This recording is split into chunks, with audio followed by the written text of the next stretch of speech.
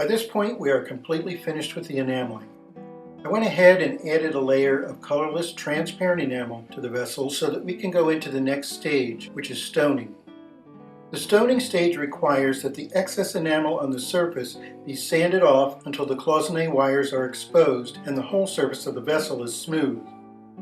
To do this, I used diamond abrasive sticks in water to sand off the glass enamel. The stoning tools must be kept wet so that the enamel doesn't crack or chip off as we're stoning.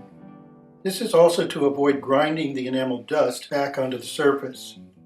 I start with a coarse grit abrasive stick that will stone away the layers of glass and then gradually move up to a finer grit which will polish the exposed cloisonne wires. Once the surface has been totally smoothed out, we fire the vessel one final time. When the vessel comes out of the kiln, it should have an even, smooth, glossy look to it.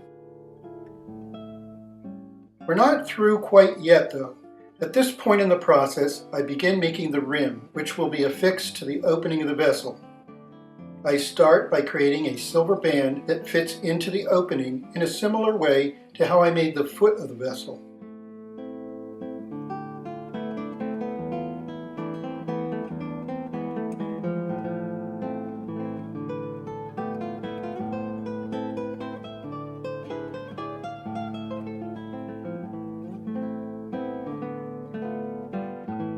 I solder a textured collar onto this silver band, and then I solder a silver bracket on the inside of the rim.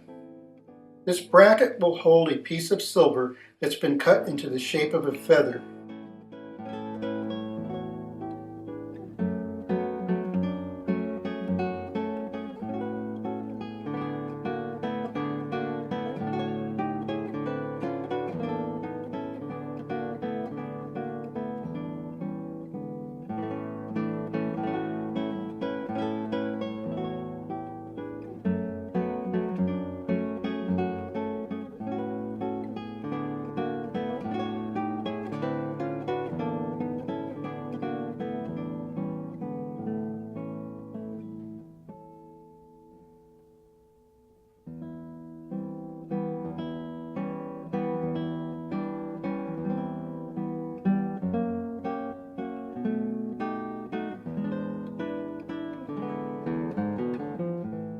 I enamel the feather separately so that it goes along with the theme of this vessel, which has been the colors of the blue jay.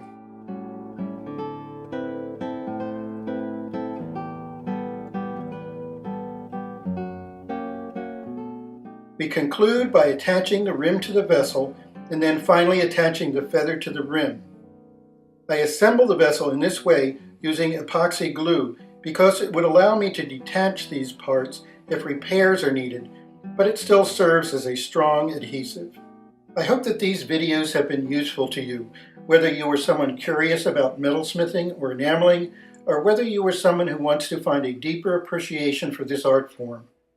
You can always find more of my work at www.harlanwbutt.com, or send me an email if you have any questions or comments about anything that I went over in this video series.